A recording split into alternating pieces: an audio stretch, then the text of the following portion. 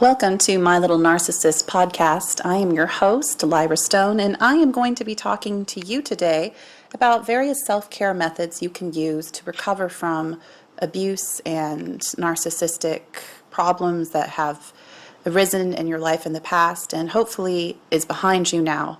My focus is more on those who are in recovery, who have managed to at least partially or mostly succeeded in getting outside of an abusive relationship. I will, of course, touch on those that are still within those relationships, and we'll also occasionally talk about the persons who were abusive themselves.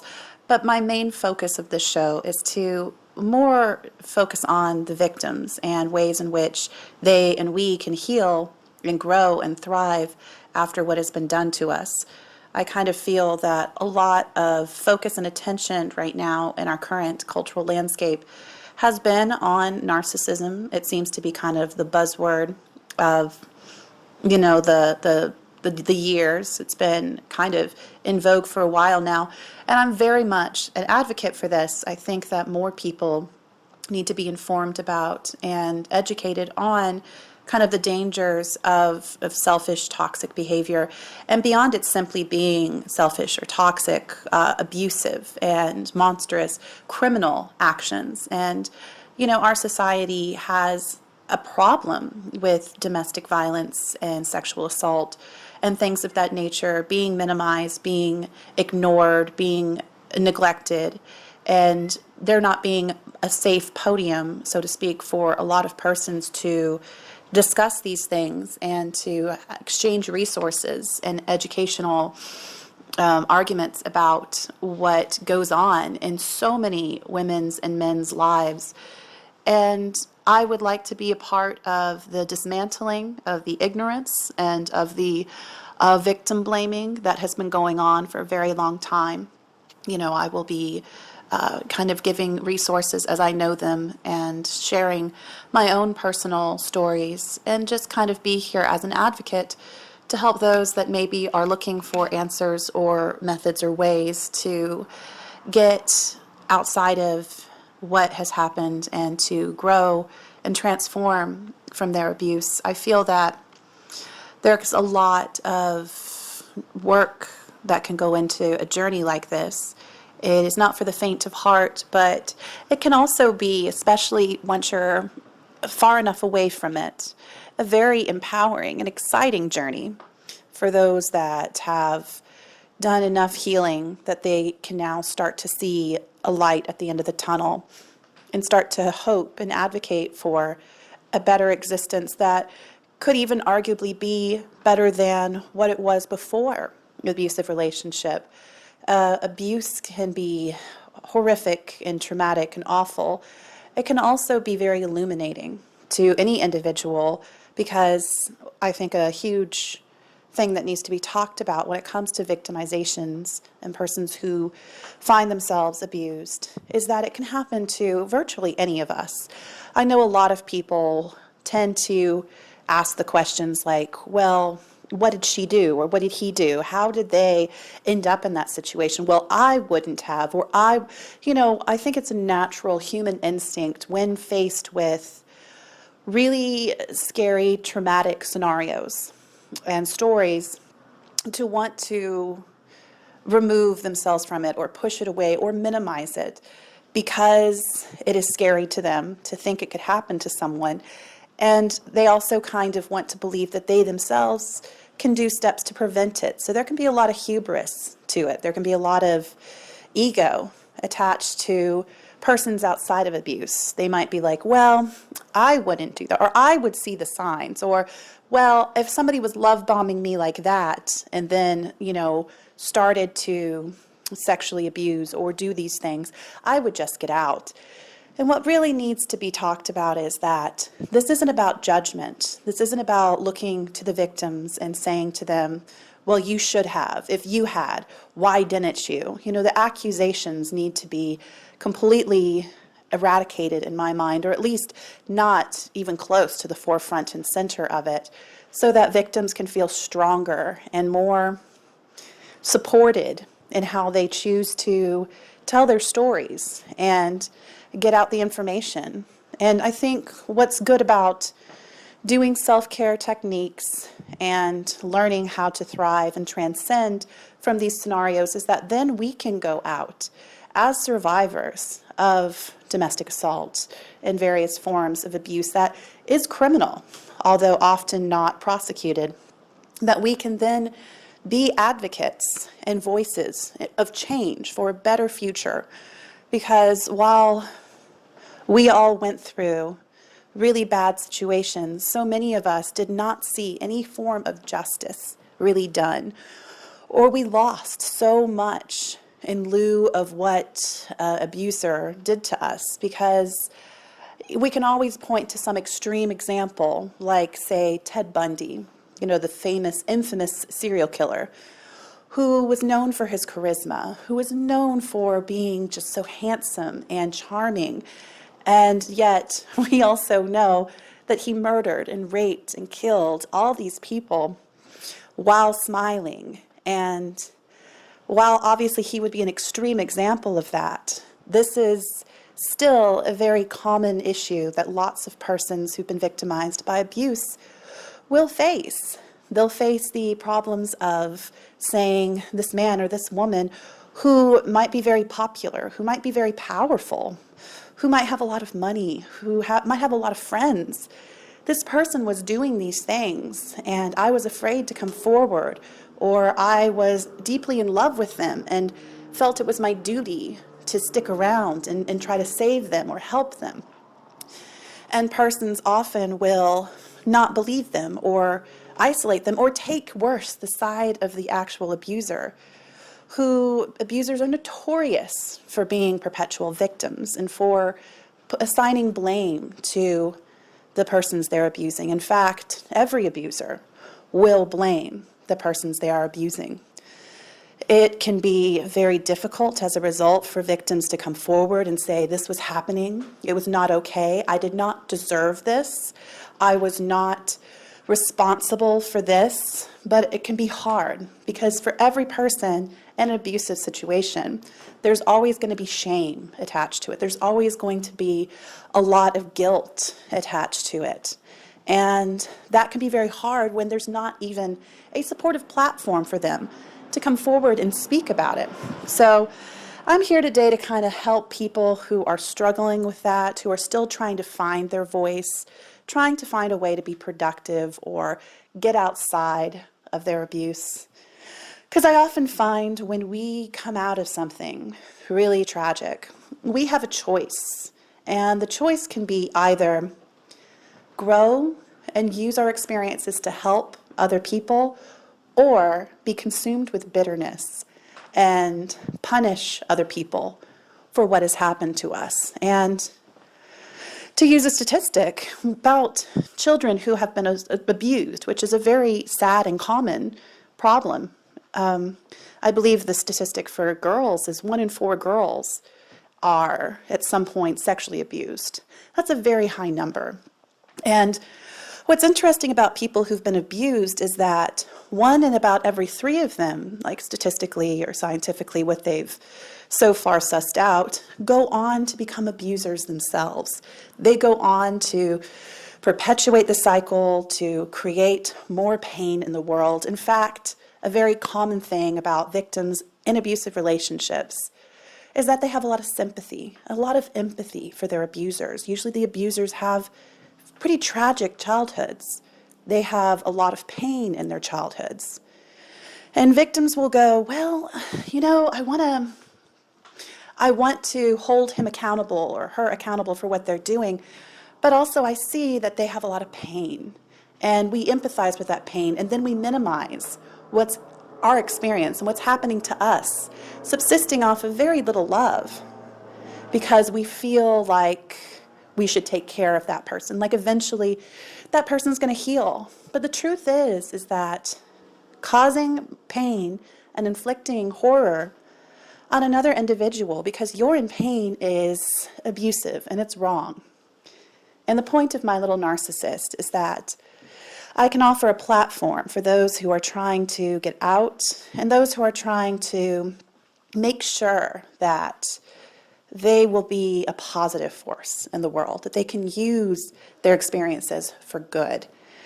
And I think a good way to start is through, number one and first and foremost, when you are out of an abusive relationship and you're experiencing brain fog, you're experiencing flashbacks, you're experiencing a lot of PTSD or CPTSD, which is more common. And CPTSD is where you'll be triggered or have an emotional response and not know necessarily where it's coming from inside of you, but it can cause you to derail. And then you feel in danger again. You feel alert again. You feel hypervigilant. You feel anxious. You feel depressed. And these responses can be very debilitating.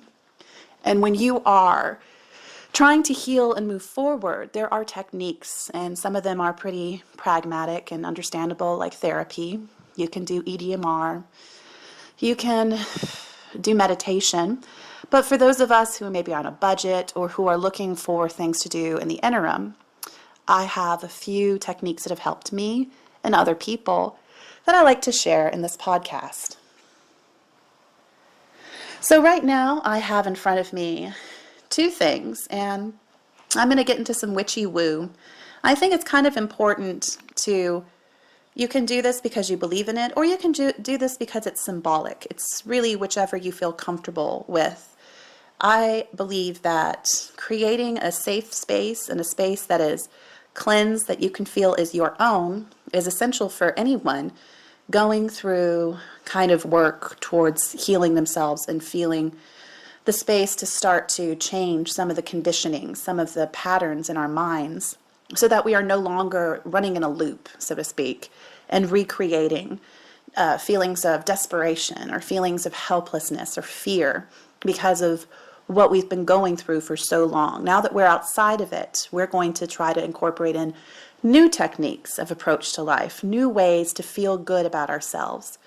A lot of persons, can feel like there's just no way to change, like what's happening to them. Like it's become so normalized to them, it's become a part of their identity. And once we almost identify as a depressed person or as an anxious person, it can be really difficult to get outside of that.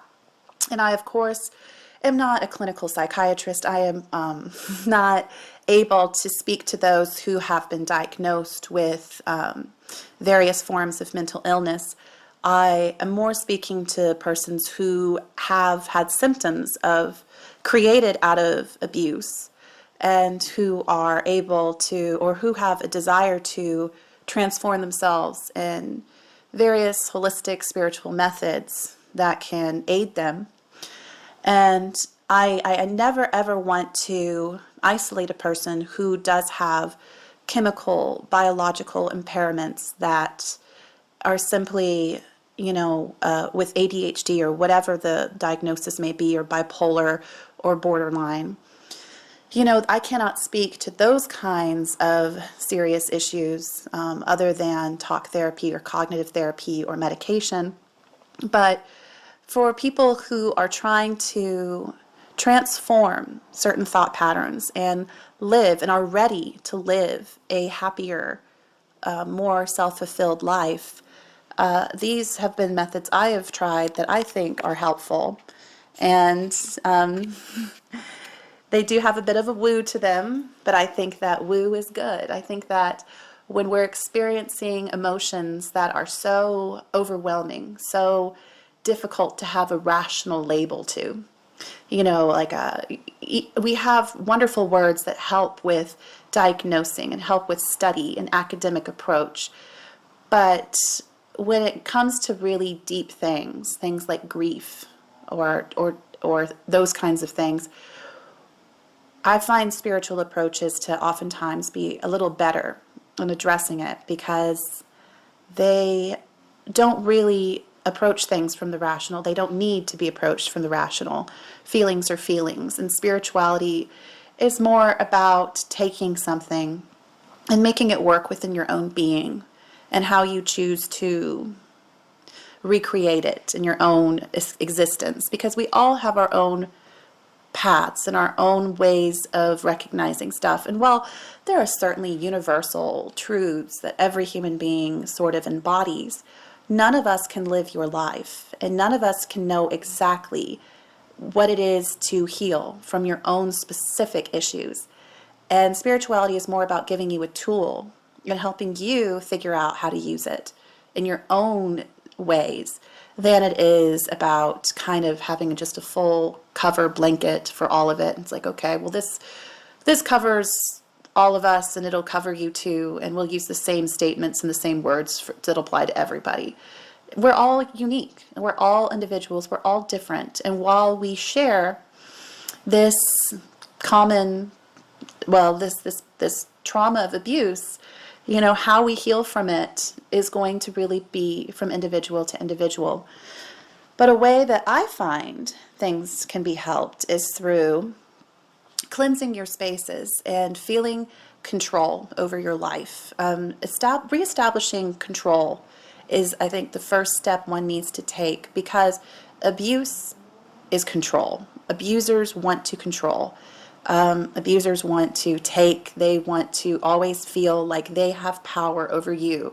Being in an abusive relationship is not about anything mutual. It's not about anything that is reciprocal or balanced or healthy. It is always going to be about power struggle and who has the power and who doesn't have the power. So getting out, one has to start to reclaim that power that was taken from them, or that they simply gave out of what they felt was altruism or felt was love, and very well likely was in many, many cases, but over time became more about a trauma bond or more about a survival.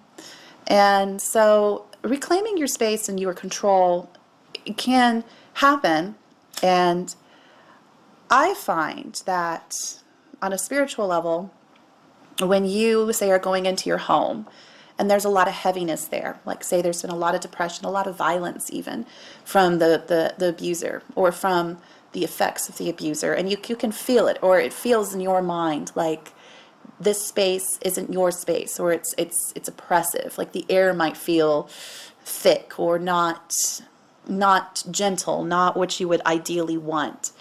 You can go through each room and cleanse those spaces to kind of lift some of that energy, some of that heaviness. And there are two very popular methods to do that. The two most popular being using sage, white sage, or using Polisanto.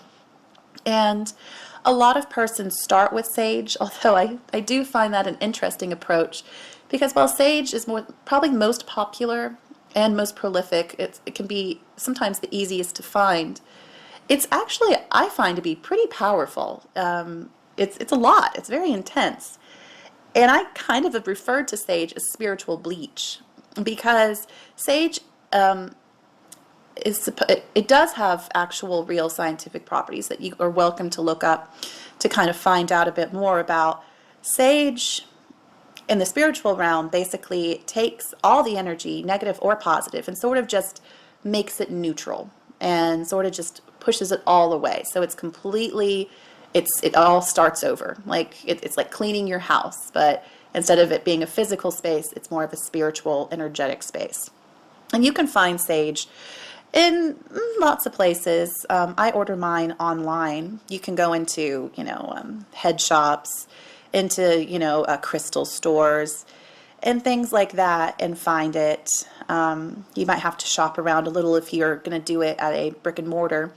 If you are doing it online, there's plenty of places you can go to find it. Some places are going to be sure to source correctly. I know that sage is wonderful.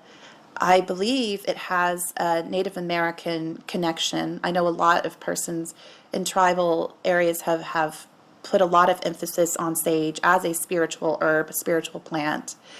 And so for those of you who want to be very mindful of that aspect of sage, it might be difficult to find, but you may be able to find a resource that goes to the actual tribal lands, that comes from tribal persons, so that the resources and the money goes to Native persons if you want to kind of take it in that direction. And I am very much an advocate for on a kind of small tangent, I'm very much an advocate for not appropriating from native person's spiritual culture and heritage.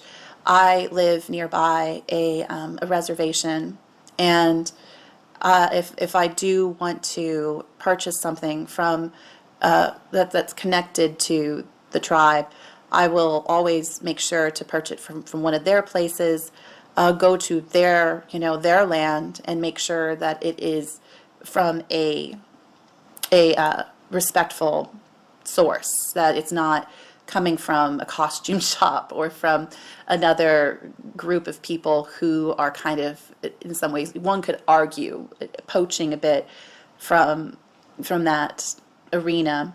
So sage is great. White sage is what I use, and I have a bundle in front of me right now. Usually you'll find it'll be kind of wrapped in some string and bundled tightly, and it's leaves, and it smells very, it's really difficult to describe sage for those that don't know what marijuana smell like. Some people might think it smells like marijuana. It does not actually smell like marijuana, but it does have that kind of grassy, maybe a little like marijuana. Oftentimes I think people tie in the smell of sage to marijuana because, not to stereotype, but hippies, they often can favor sage and, patchouli and things of that nature. But sage it's got a very pleasant, grassy, earthy aroma. It's really difficult to describe, and it's very pungent. And what you're going to want to do with sage is you're going to want to take a lighter or some fire and kind of light the end of the bundle. And if the grass catches on fire, you might see a little bit of a flume of flames. Right now I'm looking at mine. And you probably just want to kind of let the flames engulf it a little bit and sort of really get into some of the leaves, and eventually it'll go out and you'll be left with some embers on the tip of the sage. And you'll see little white clouds and smoke start to waft up from the sage. And you will blow gently on those embers, which I'm doing right now, to kind of keep it lit, keep it smoky. And once it's good and smoky, and like the clouds will really start to waft off of it, and you'll start to get that really delicious, earthy, grassy smell. This is called smudging.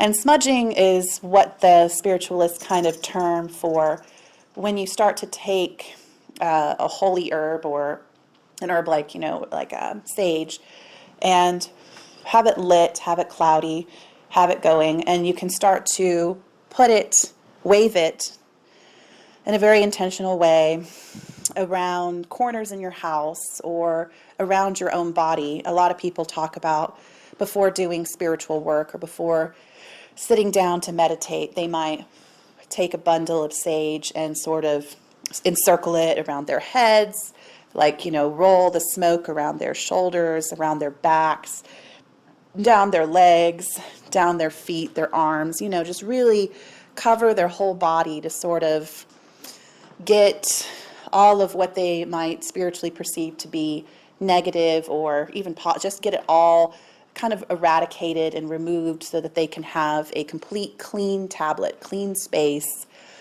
to enter into with no kind of residual effects going on. Say you had a roommate or a mother-in-law or something like that, a person come into your house like the previous night or the previous day, and they were just full of a lot of energy, and they were really expressive. And the next day you're going through your house and you just kind of notice that you still feel some of that. And sage is just a way to kind of get it all out, get it all removed, so you can invite in new energy. And oftentimes, people will sage before bringing in new energy, if they're wanting to do some self-love, like intention work, or simply burn some essential oils and candles that'll bring in, some soothing qualities or some manifestation qualities. They will take sage to kind of provide an open space for some of that stuff. And I just relit the sage, And anyway, I'm just going to kind of, because I actually probably should sage my home a little bit. You know, we we had a fun little party not too long ago, and there was a lot here. You know, we were, of course, being very COVID conscious. It was just a few individuals that had been tested, etc. But anyway, go through your house, walk around, waft it, get into the corners, get into the nooks, get into the crannies, and you can use this to sort of reclaim and reestablish a sense of security and peace within your own environment. And sage is pretty easy to, it'll eventually usually just go out. You probably should monitor it. Be careful when you put it out. You don't want to, put it out in an ashtray or something. Try to give it reverence, try to give it respect. But I'm going to put mine down for now. I'll watch it and see how it is as I move on to sort of the other element that you can use. And Polisanto, which I believe means holy wood, I believe it's from South America. I probably should have researched this before talking with y'all. Polisanto is another very popular thing that people use. I know that men can favor this because it has a very kind of masculine earthiness to it. And I mean, it is absolutely delicious. Polisanto has an indescribably resiny quality to it. And it can be a little more difficult to light because Polisanto is wood. It's a piece of wood. And you can purchase it online. You might be able to find it. It can be sometimes a little more difficult to find. And it's harder for it to stay lit. What I will do is literally catch the tip on fire and have it sit for quite a while if I can, because it's very intense, the aroma, but I like it better than sage in a lot of ways because Polisanto is known for removing solely negativity, not so much the positive stuff. It'll just kind of push out more the negative stuff. And once you've got it nice and lit, you do the same thing, except it'll be wood, so you'll see the little cherry, the red, orange, where it's kind of burning internally. And it'll have very likely a smaller plume of smoke. And the smoke itself is, it's so difficult to describe. Woody, of course, because it is wood, but what you'll want to do with Polisanto is essentially in some ways the same thing, although I find because it is more difficult to stay lit, more difficult to really use in larger spaces, that it's good for just what's around you and also for yourself. I actually am also an advocate for Polissanto Sprays. You can get a literal spray, a body mister, that is infused with Polisanto. And I have a good one I use, and it's got quartz crystals in it. You know, I'm really into the woo, charged in the Sedona vortex even. And, it has purified water, witch hazel, Polisanto. Actually, there is some sage here, pure essential oils, and handmade with love. So there you go. This is a good company.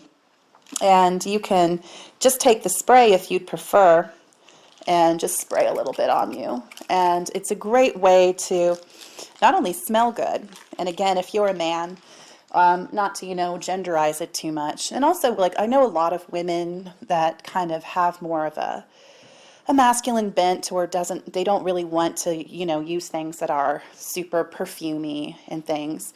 I find that Polisanto is more relied upon, more preferred for individuals like that. I have a lot of Gen X girlfriends, and I notice a lot of my Gen X girlfriends, they tend to more gravitate towards things like frankincense, things like Polisanto and whatnot. And, I'm a millennial, so millennial women, I think, often are less afraid of the feminine floral. But yeah, for those who kind of want to cleanse themselves, feel like the positive energy, because Polisanto keeps positivity sort of in the room, it's a great, great alternative. Also, this is kind of a side tangent, but For those who are maybe quitting smoking, smoking is a very difficult thing to quit. The addiction to nicotine is really bad. I know a lot of people have used Polisanto as kind of a way to distract themselves from tobacco cravings, because tobacco is grounding. Tobacco is in some ways it's a spiritual thing. And when people smoke, sometimes they're just simply doing it to breathe, ironically enough, and to ground themselves and to center themselves. And Polisanto has much of those same spiritual properties. And so instead of smoking, they will light a Polisanto stick and kind of breathe in, Polisanto smells and fumes. I wouldn't inhale it necessarily. But Polisanto can also have that effect, a kind of calming effect for those trying to steer away from nicotine addiction or, THC addiction as well, for those maybe wanting to get away from, marijuana consumption, etc. I'm assuming, of course, if you're doing that you are in a state where it is illegal, or where it is legal, or a country where it's legal. I'm going to go ahead and put that assumption on you. No judgment. But anyway, so it can be a good alternative if you're trying to kind of steer away from some of your vices. Anyway, these are two excellent ways to kind of purge and cleanse your house and feel, once again, more connected to your space. Because what we're really trying to do here is psychologically improve ourselves. And while some people might think that this baseline is silly, or maybe they don't need it, that's completely okay. I'm here for it and I'm advocating for it. But for those that maybe would like a little bit of a leg up, that might be able to at least help you feel like you're doing something that is impacting the situation around you. And additionally, if you want to try some alternatives to those two, I know a woman, she likes to take rosemary, dried rosemary, and she'll make really cute rosemary bundles. In fact, yes, I do. I have a rosemary bundle right here. She had like a bunch, and she wrapped it up in twig, she wrapped it up in some string. And it's great if you can find it. There are people who will have this available. It can be a little more difficult to find, though. But rosemary, additionally, is a wonderful herb to burn. Be a little more careful if you are getting it locally. Like, I'm looking at hers, and I'm like, yeah, I'd be careful about waving it around. Sticks might fly. Embers might catch on fire somewhere. So be aware, where you get the more handmade or little outsourced things. There are cinnamon. Cinnamon sticks can also be a kind of fun way to invite in space and kind of witchy lore, women's spirituality, or just, folklore spirituality. Cinnamon is often representative of wealth and good fortune. And it has a ton of great qualities and, intentions to it.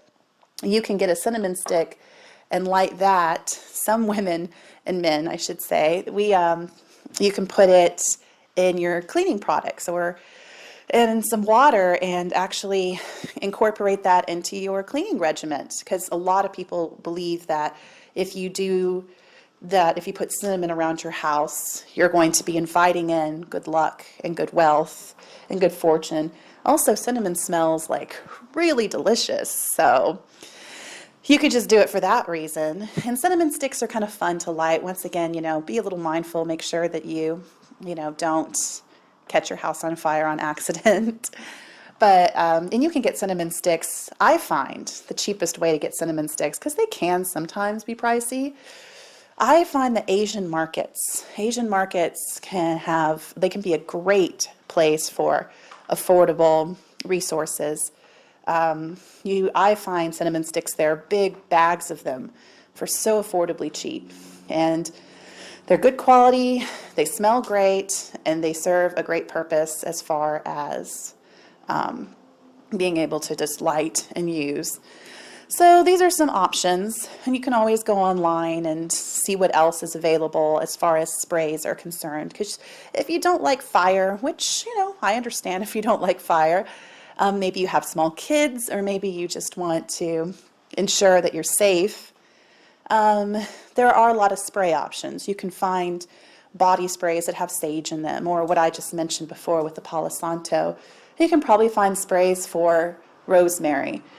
Rosemary is a wonderful herb. I cannot worship it enough because, and we're getting a lot into more European folklore here, I believe.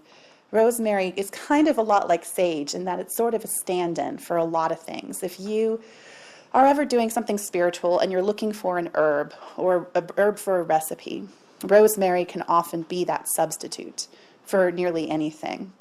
A lot of people refer to like kitchen witchery, and if you're ever really searching out for just an herb that you believe has a spiritual component for what you're going through, you can find a lot of those things in your kitchen, like rosemary or dill, salt, black pepper if you want to, maybe do something a little more on the baneful side.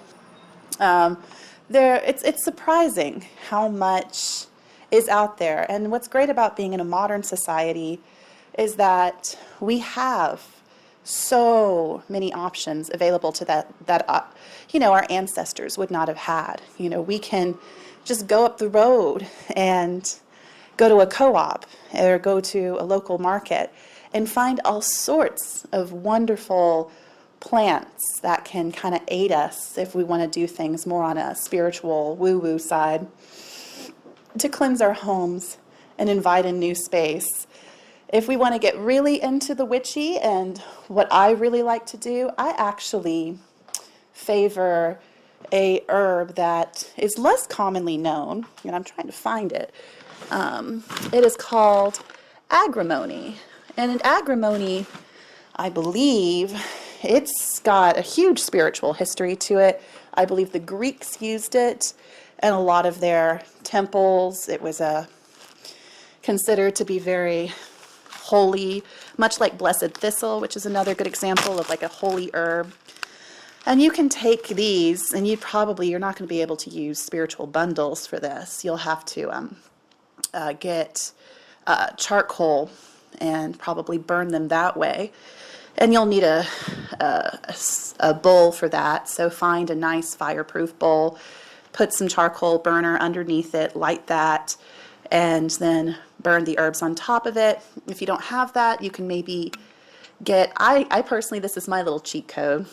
I will crumble up a wax from, say, tea lights, and I'll put the wax in it, and then I will light the herbs, and the wax will cause the herbs to continue to burn for quite a while, and, of course, keep it contained. And it's a way to kind of just keep it going, keep the smell going, and then you're not smelling the charcoal, which I don't care what they say in all the labels. I still smell the charcoal. And that can be kind of a way to enjoy the herbal aromas. Agrimony is very, it's very earthy, just very leafy. It's not as pleasantly smelling as some of the other ones. It's definitely more for the spiritual purpose than for the aromatics, so to speak. And I know a lot of people like that. I like blessed thistle as well. And, there's also lavender. You can get lavender, and you can really have fun with kind of herb blends as far as coming up with your own little methods or ways to create good smelling or positive creating blends in your own house. And if you don't want to burn them, there's always, of course, taking and making your own essential oils, which you can do relatively easily. Take some olive oil, infuse, incorporate, and use that as well. I mean, there's so many resources available to kind of help you find the right herb blends you want, and there's tons of places you can go to purchase them. Tea stores can be a great spot because they'll have dry, loose leaf teas, and a lot of teas have, some great herbs to them.